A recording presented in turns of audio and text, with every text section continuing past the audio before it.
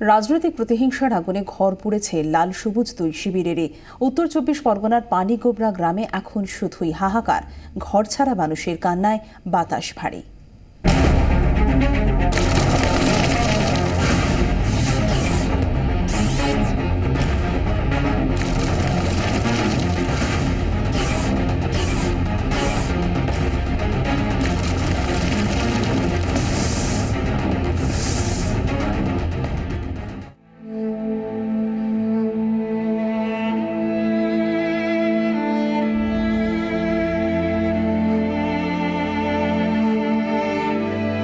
গ্রাম তো নয়, এ যেন শ্মশান।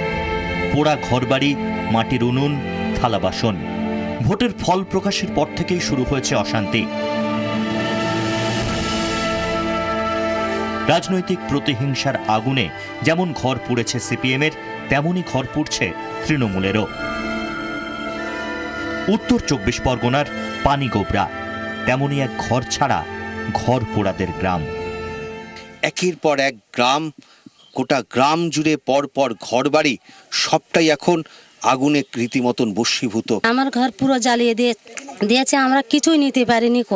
অপরাধ আমাদের টিএমসি ভোট আমরা দিয়েছি, তাদের জন্য আমাদের এই শাস্তি দিয়েছে সিপিএমের লোকেরা। বই খাতাও তো পুড়িয়ে গিয়েছে, কোথায় যাব, সেখানে সব পুড়িয়ে গিয়েছে। প্রতিহিংসার আগুনে পুড়ে গেছে তৃণমূলের ঝান্ডা-ধরা এই মানুষগুলোর ঘর। সব হারিয়ে ঠাঁই হয়েছে খোলা আকাশের নিচে। সব পুড়ে গিয়েছে, আমরা একটা পণ্যের কাপড় নিয়ে সব তাড়িয়ে একে রাস্তায় রাস্তায় ঘুরে বেড়াচ্ছি। হিংসার কোনো রং হয় না, সে আগুনে যেমন তৃণমূলেরও ঘর পড়ে লাল ঝান্ডা ধরা সিপিএম কর্মী সমর্থকদেরও। পানিগোবরা গ্রামেই তৃণমূলের আক্রমণে ঘর পুড়েছে ৬০টিরও বেশি সিপিএম কর্মীর। নির্বাচনে বামপন্থীদের পক্ষে মত দেওয়ার কারণে এদের প্রত্যেকের বাড়িতে আগুন ধরিয়ে দেওয়া হয়। হ্যাঁ, আমি সিপিএম করতাম, আমি কোনো তৃণমূল যুক্ত টুক্ত না, আমি সিপিএমেরই যুক্ত। ঘরেরা লুট করেছে, কানে ছিল আমাদের একজোড়া ১০,০০০ টাকা ছিল, আর হাঁড়ি গুড়ি কোনো কিছু পায়নি, কোনো জিনিসপত্র আমরা কিছু পাইনি, সব কিছু লুট করে নিয়ে চলে গেছে। জ্বালিয়ে দেবো, তোদের পুড়িয়ে দেবো, তোদের ধ্বংস করে দেবো। ঘর যাদের পুড়ল, ভিটে যাদের হারালো, তাদের বেশিরভাগই দিন আনা দিন খাওয়া মেহনতি মানুষ। তবু এরাই হলেন রাজনীতির বলি। পিওরলি মাইনরিটি এরা, এবং যে এলাকাটাতে আক্রান্ত হয়েছে এবং যারা আক্রমণ করেছে সবাই মাইনরিটি কমিউনিটির বলেই আমার মনে হয়। কেউ খুন হয়েছেন, কারুর ঘর পুড়েছে, সব হারিয়ে আজ এরা সর্বশান্ত।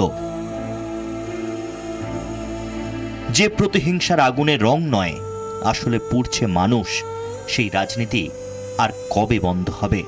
প্রশ্নের উত্তর হাতড়ে বেড়াচ্ছে পানিগোবরার মতো অসংখ্য গ্রাম। এটা পশ্চিমবঙ্গের রাজনৈতিক হিংসার যে একটা বিকৃত ছবি, তাতে কোনো সন্দেহ নেই। ক্যামেরায় চাঁদ মিয়ার সঙ্গে বিমল বসু এবং উজ্জ্বল মুখার্জি, ২৪ ঘন্টা, বসিরহাট।